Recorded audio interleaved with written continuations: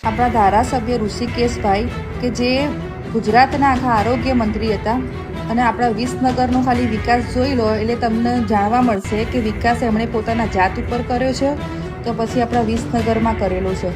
વિકાસ ચોખ્ખો દેખાય છે, જ્યાં જુઓ ત્યાં કાચા રસ્તા, કચરા જુઓ, ખુલ્લી ગટરો જુઓ। આ બધું શું લાગે છે? રેત કેટલી બધી ઉડે છે અને આવી બધી વિસનગરની દુર્દશા જોઈને આજે સામાન્ય કાર્યકર્તા થઈને મને પાર્ટીના વિશે એવો વિચાર આવ્યો કે આવા મંત્રીઓ બની પોતાનું પેટ ભરી સ્થાનિક સ્વરાજની ચૂંટણી પહેલા મહેસાણાના વિસનગરમાં રાજકારણ ગરમાયું છે। ટિકિટ વિતરણને લઈને અસંતોષ સામે આવી રહ્યો છે અને હવે આ મામલે એક વિડીયોએ ચર્ચા જગાવી છે।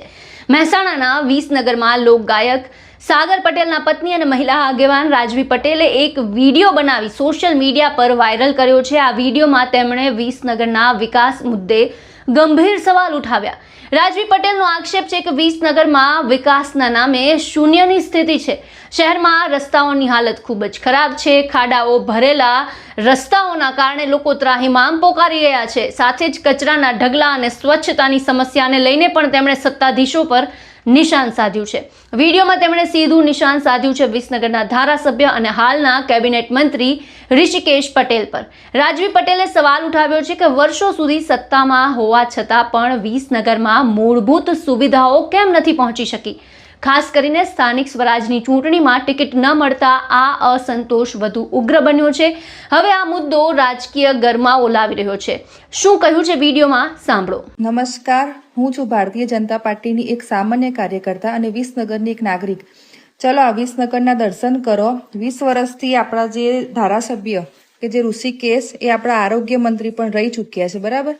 હવે આજે હું બાને અહીંયા વિસનગરમાં હોસ્પિટલમાં લઈ જતી હતી એમ્બ્યુલન્સથી। તમે રસ્તા જુઓ, જ્યાં જુઓ ત્યાં ખાડા અને ઢગલા કરેલા છે, કચરાના ઢગલા, ખુલ્લી ગટરો। આપણા ધારાસભ્ય ઋષિકેશભાઈ કે જે ગુજરાતના આખા આરોગ્ય મંત્રી હતા અને આપણા વિસનગરનો ખાલી વિકાસ જોઈ લો એટલે તમને જાણવા મળશે કે વિકાસ એમણે પોતાના જાત ઉપર કર્યો છે તો પછી આપણા વિસનગરમાં કરેલો છે।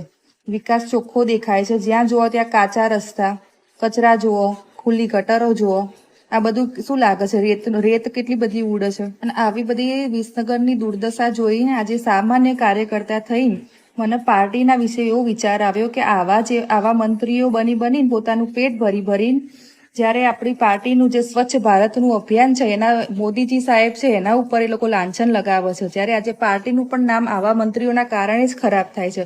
તો તમારે પણ આ વસ્તુનું ધ્યાન ધરવાની જરૂર છે। આપણા સરકારને પણ અપીલ કરવા માંગુ છું કે વગર પ્રોટોકોલે, વગર જાણકારી કર્યા વગર આવી નગરની મુલાકાત લો, જેથી કરીને જે પેલું મેકઅપના જેમ લાલાપોથી કરીને તમને સુંદર દ્રશ્ય અને સુંદર રોડ બનાવવામાં આવી છે એની અંદરની અસલિયત કંઈક અલગ જ હોય છે। અંદરની ગલી કૂચીઓ જુઓ, એની સ્વચ્છતા તમે જુઓ તો તમને જાણ આવશે કે અહીંયા જે ચૂંટાઈને આવેલા છે ઉમેદવારો એ પાર્ટીનું નામ ખરાબ કરે છે, કંઈ કાર્ય કરતા નથી। એક જાગૃત નાગરિક તરીકે આપ સૌને અપીલ કરવા માંગુ છું કે આ વિડીયો બને તેટલો વધુમાં વધુ શેર કરજો, જેથી આપણા મોદી સાહેબને આપણા વિસનગરની દુર્દશાની જાણ થાય।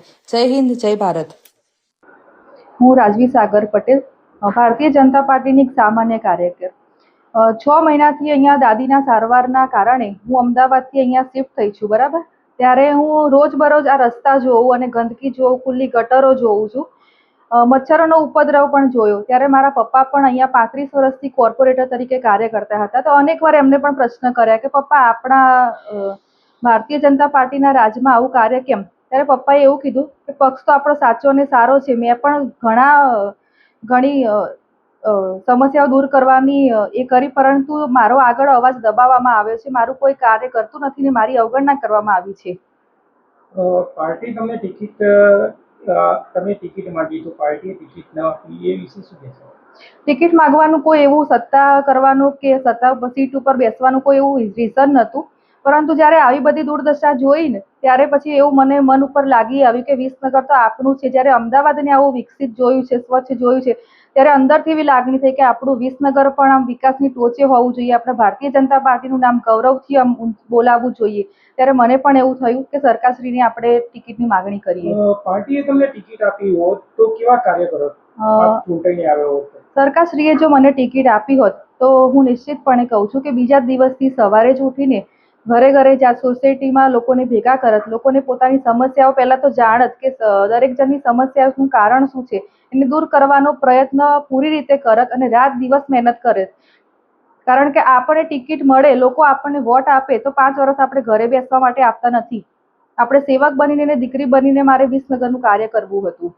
આપે એક ઋષિકેશ પટેલનું નામ લઈ અને વિડીયો બનાવ્યો છે ગંદકી બાબતે ને સ્વચ્છતા બાબતે, તો એ બાબતે શું કહેશો?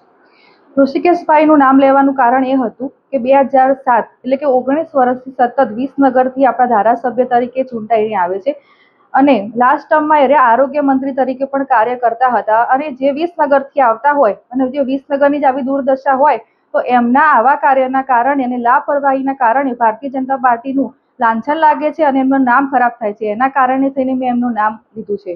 વિડીયો વાયરલ થયા બાદ રાજકીય વર્તુળોમાં ચર્ચાઓ તેજ બની છે. લોકો પણ વિકાસના મુદ્દે પોતાનો પ્રતિસાદ આપી રહ્યા છે. હવે જોવાનું એ રહેશે કે આ વિડીયો બાદ સત્તાધીશો તરફથી કોઈ પ્રતિક્રિયા આવે છે કે કેમ, અને ચૂંટણીના માહોલમાં આ મુદ્દો કેટલો અસરકારક સાબિત થાય છે.